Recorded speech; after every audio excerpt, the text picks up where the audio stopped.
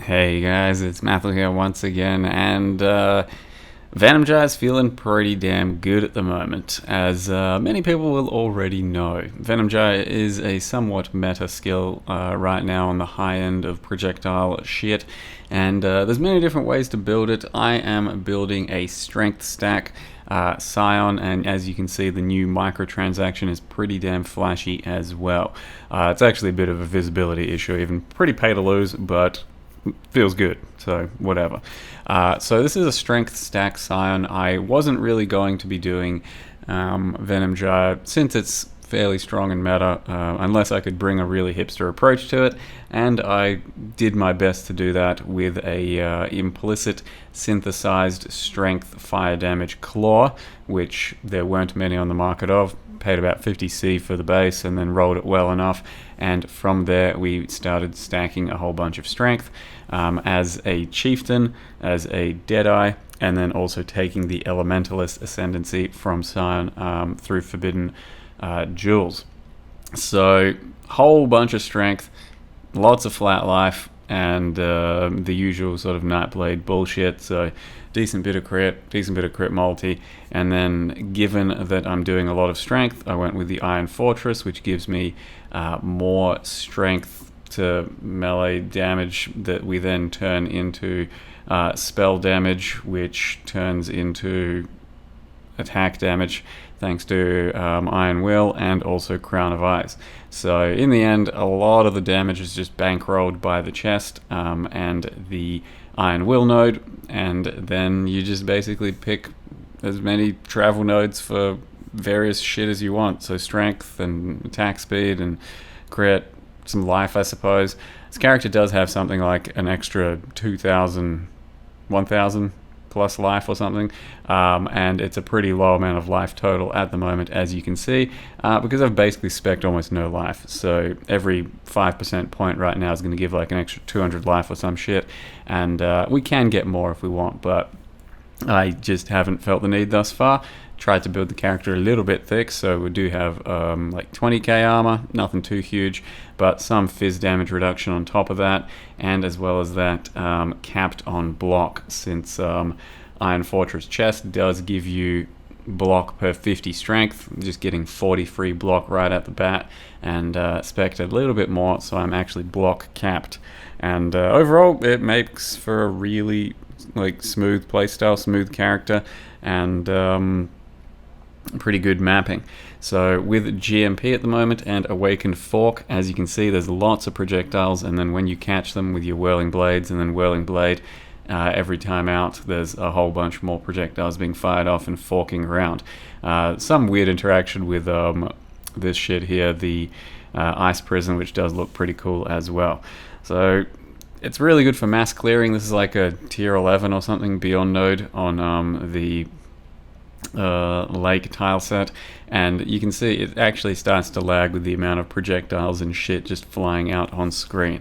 So the higher end versions of these, I think, are going to be pretty damn insane, as you probably have seen in the past. You can go Dex Stack, you can go Alberon's replica with pure chaos, you can turn that into poison if you want, you can do just regular Trinity builds, Leadership's Price. There's so much shit you can do. Basically anything you could have done with a Spectral Throw or a Spectral Helix or even a Lightning Strike, turn it into a Venom Gyre, and it gets pretty damn nutty. So it's well established that it's a very good skill, but first time I'm doing it in a couple of years now, and it holds up really damn well. It's pretty damn fun, and honestly feeling a little unethical. So for the clear, it's really good with either chain or fork. There is an alt quality that you can use for chain, but that's super expensive and rare, so I decided to just go with the fork. Otherwise, you try and get a few extra projectiles, and then hopefully at the end of the day drop GMP and have even more damage. I will bust out Spectral Throw for a bit at some point if I need to for single target, because it might be better, and overall the playstyle still needs to be checked out with Spectral Throw, I think, anyway. But for now, let me just show you how I've built the character so far. So here is the character, currently level 90, Mrs. Throbinson. Someone that had donated to me plenty in the past had at some point used the name Mr. Throbinson. And yeah, I don't know, it was just a suggestion for the start as a character, so I went with it. Why not? Level 90, Scion. It's been pretty quick. I have done a lot of crafting, I think, sitting around base and all that, but still about 16 hours to hit level 91, about to hit, and it's been a very fast mapper. It's just an undeniably strong skill at the moment. I'm using the anomalous version, which just has a returning proj deal slightly more damage, so less of the less. But yeah, basically the skill is shoot out some proj, and then some of it gets caught if it comes back to you, and then when you whirl, you will unleash some of those, and it will deal the damage that you have linked here. So currently we have GMP for additional proj, have Nightblade, Inspiration, Awakened Fork, and Fire Pen. So Fork will do just splitting out against enemies whenever it hits them, and that works with the I'm pretty sure that works with the Whirling Blade thing as well. Ultimately, the goal is to, for single target, be dropping Fork and GMP. That does mean we'll catch less proj on the way back, and it'll be like less reliant on the whirl. The idea around being able to do that is to essentially either be a Deadeye or have Deadeye from Scion, and then also use these things here, Fan of Blades from clusters. So an entire cluster can get 3 of these if you have 2 Megalomaniacs and the right Claw and Dagger one. While I was rolling the Claw and Dagger one, it is a very rare mod, so you're not going to see it too often. I ended up coming across this thing, which is just 35 effect, 8 strength, and 4 attack speed in the end, so I ended up keeping that. Didn't have a Fan of Blades, so only picked up 1 Fan of Blades here in the end, which has a Cremator as well, just for the purposes of my build. So each of these nodes does 16 damage, 4 attack speed, 10 strength. Decided to just go with that and stick to it. Should have actually mentioned the Claw. So like I said, this is a bit of a hipster version, so you have 2 to 4 fire damage per 10 strength with the weapon. It's going to be, I'm pretty sure, a far worse version than a replica Alberon build.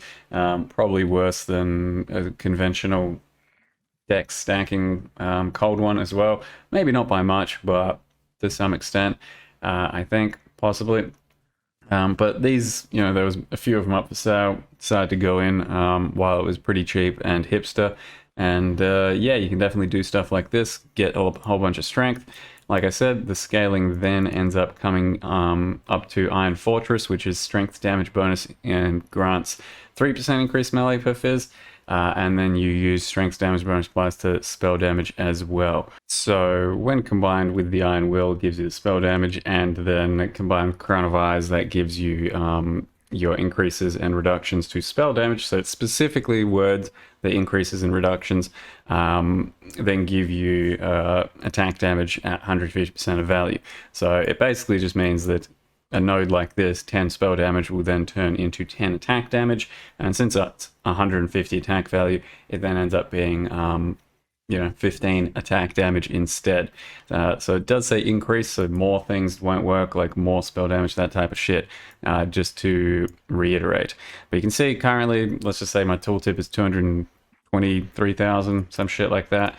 Take out the Iron Will node, and we got ourselves less than half of my current damage. So the strength to projectile conversion is pretty big. We don't really have anything too fancy in the build that's very different, I don't think. So the ascendancies, as I mentioned, using Deadeye for the additional proj, using Chieftain for everything strength related, and Ash on that, and then yoinking Elementalist for the extra exposure. And then using, let's see, an inertia over here for some strength conversion. Went down here for frenzy charges for the marks.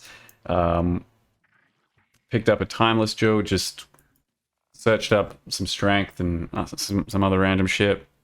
And this was a pretty good one that could do lots of things. So got a bit of armor on this. 5% strength there, 5% strength there, 20 strength there, nothing there, 20 strength over there. Still got some strength nodes over here as well that I might be picking up in the end because they're decent, but maybe it's worth picking up some life as well. I then grabbed Bleath Shade because ailment immune on the build, and then your usual Nightblade package, which is that and that. Block capped, thanks to this sort of shit. Ailment avoid over there. Got unwavering strength and also fire damage per strength, which doesn't really do that much when you stacked so much extra damage from the spell damage already. Fire exposure may even be bigger. Don't yet know. I haven't really looked at it. Otherwise, some mirrored sort of strength stuff. Used this on a previous character, I think. Bought just a new one here that wasn't super expensive. Bunch of res and strength. It's actually all it does. And then rolled an amulet with strength and just used essences, I think it was, until hit all stats, and in this case, a bit of res as well. Strength belt, reusing from previous character. Still need to finish the prefixes on that for some extra life. Strength and temple gloves with some crit, using intimidate and fire exposure. And then some boots that just have ailment immune, or help for ailment immune. Bit of stats that I do need as well. Scorched ground, which is hardly relevant. It's not going to be up too often, and it's not even that good. It's only 10%, so that's kind of meaningless. Then also grabbed a shield that has 5% life on block recover, and rolled it for strength essences until it hit some ailment avoid, and I also wanted some fizz reduction. Managed to get both, and otherwise it's pretty crappy. 5% of life when you block isn't even that good when you've only got 4.5k life, and when you don't have any spell block. So it's okay, but yeah, don't think it's really hard carrying my recovery or anything at this stage. But otherwise, that's pretty much the situation. Using determination, anger, precision, and what else we got? Flame Wall, Blood Rage, Ancestral Protector, Tornado, Combustion. So Tornado does factor into this type of build pretty well because you can really stack a lot into the Tornado, especially with the Whirling Blade situation, and then it can do quite a lot of damage. Precision, Enlighten, Determination, Anger, Sniper's Mark, Flame Dash, Mark on hit, and Life Tap over here. And the Watcher Eye that I'm using is Anger Penetration with some fizz damage reduction from Determination. So with this setup, my real big weakness at the moment is like spell damage, elemental damage.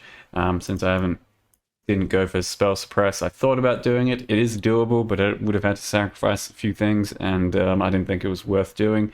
But you can make it more well-rounded with some spell suppress, or going for some max res, some shit like that, or just getting some life nodes as well at this stage would become quite a bit thicker. So just to give you a quick example, like 2 points here. Let's go with that as well. 2 points here. You can see just these, probably the next 2 life nodes would almost take me to 5k, and then leveling up can still do a lot more. So it's, you know, custom made, depends on how much thickness and all that you want. But that said, I highly doubt anyone should really be copying this variant of the build. Pretty tough to get a claw. They're typically not too common, and then on top of that, this won't be the strongest version out there.